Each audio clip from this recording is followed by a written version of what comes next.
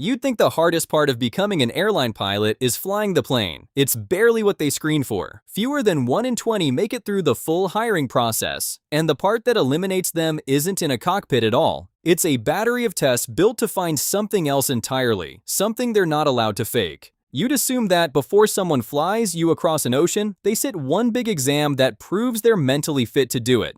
In the United States, that exam doesn't exist. There is no single mandatory psychological test for airline pilots, and the reason why is stranger than any test could be. In 2016, the FAA looked at requiring one and said no. Their logic: a one-time test only shows a pilot's mind in a single moment. It can't predict who they'll become years later. Europe went the exact opposite way and made a psychological assessment mandatory before you're ever hired. Here's the strange part. Both of those opposite decisions came out of the same tragedy. One we'll come back to. What pilots actually face isn't one test. It's a funnel of them, changing by country and by career stage. And almost none of it is about whether you can fly. Every year, thousands sit down at computers in Hamburg, Zurich, and Milan for what many call the hardest job screening in aviation. Most of them will not make it, and not because they can't fly. Most of them can. The gate is a battery built by the DLR, the German Aerospace Center, used by Lufthansa, Swiss, Austrian, Turkish, and Cargolux. Passing the test isn't the hard part. Clearing the whole gauntlet is. Look at what the funnel actually does. The test itself lets through only about a quarter to a third, but the top rating an airline like Lufthansa demands? Only 3 to 5% reach it. Complete the full company process and you're near 5%. End to end, including the medical, the estimate drops to 1 to 3. That's where fewer than 1 in 20 comes from. Officially, the test has no pass or fail. Everyone walks out with a certificate and an individual score. It just happens that almost none of those scores are good enough. And the very first thing it measures has nothing to do with a plane. Picture the arcade game where you keep a dot centered on a moving target. Now, imagine your career depends on how steady your hand stays, while a voice feeds you math problems in your other ear, and you're expected to answer those too. That's the Psychomotor Test, and it's the most feared item in the battery. It doesn't check what you know about aviation. It measures raw processing speed, working memory, spatial reasoning, and mental math, all while the clock runs, and all at the same time. In the DLR system, this is the first phase. The computerized gate the Germans call the BU. 1 to 2 days of pure screening, cognitive tests, the psychomotor task, concentration, math, English, and a personality questionnaire. No interviewers, no charm, just you and the machine. Only if you clear it do you reach the second phase, the company assessment center. There, 2 candidates are handed a logistics problem and a single headset and told to solve it together. Because by now the test has stopped asking whether you're smart. It started asking something much harder. And decades ago, researchers found there were only 3 answers to that question.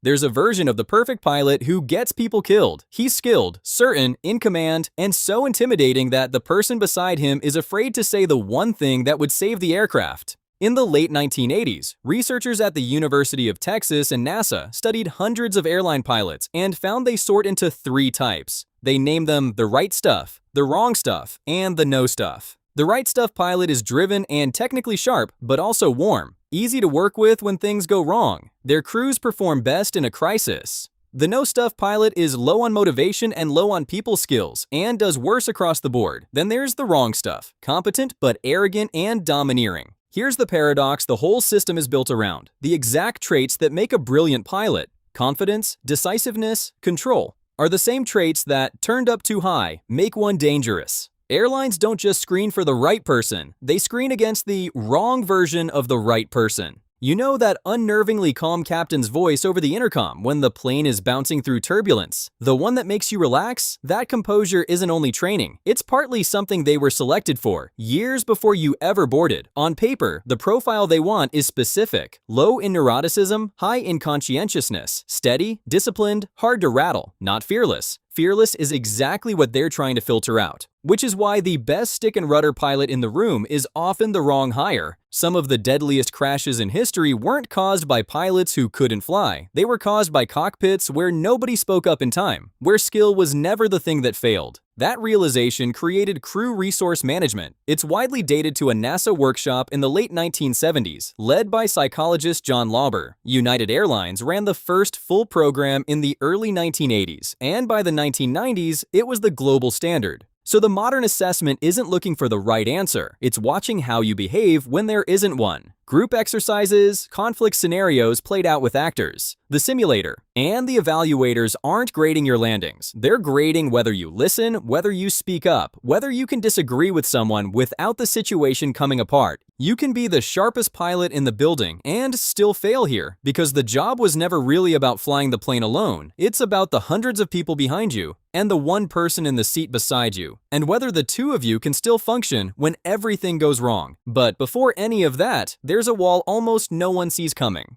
You've sat in a doctor's office, filling out a health form, and paused over one box, wondering whether to mention something. Now imagine that checkbox could end your career. To fly for an airline in the US, you need a first-class medical, governed by a federal rule known as 14 CFR, Part 67. It names the conditions that are specifically disqualifying: psychosis, bipolar disorder, a severe personality disorder, and substance dependence, and a catch-all clause: no other mental condition the examiner judges unsafe, hands the final say to the FAA's chief medical authority, the Federal Air Surgeon. Notice what's missing: depression. Contrary to what most people believe, depression doesn't automatically end a career. Since 2010, the FAA has let pilots fly on approved antidepressants. First certain SSRIs, then Wellbutrin in 2023, then a group of SNRIs in 2024. But the door back is narrow: at least 3 months stable on approved medication, a psychiatric evaluation, and a neurocognitive test called the CogScreen-AE. And while it's all reviewed, you're grounded.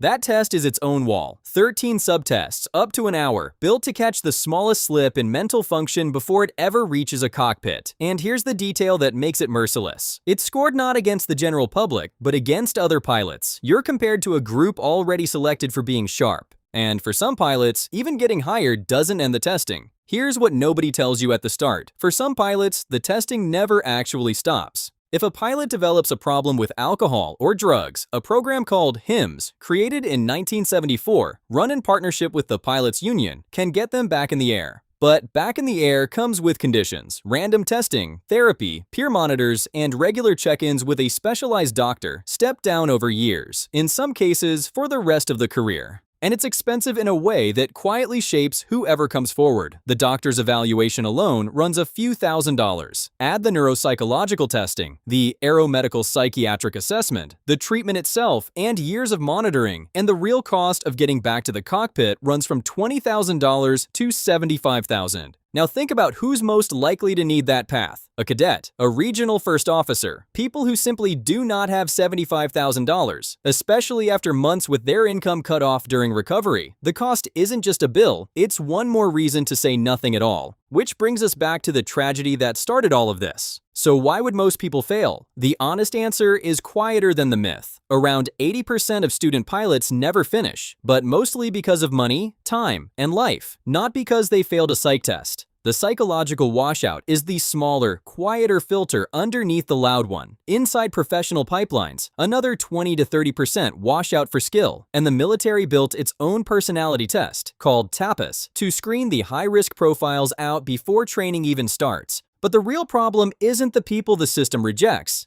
it's the one it kept. On March 24, 2015, the co-pilot of Germanwings Flight 9525 locked the captain out of the cockpit and flew the aircraft into the French Alps. 150 people died. He had been treated for depression and suicidal thoughts, and he concealed it from his employer. No test caught him, because no test can catch a condition someone is determined to hide. And this is the flaw at the center of everything. A Harvard study found 12.6% of airline pilots screened above the threshold for depression, and 4.1% reported suicidal thoughts in the previous 2 weeks. A separate survey of more than 3,700 pilots found 56% had avoided medical care, afraid of losing their license. In that same survey, more than a quarter admitted they had hidden or played down something on an official health form. The system built to keep the wrong people out of the cockpit, maybe teaching the right people to stay quiet.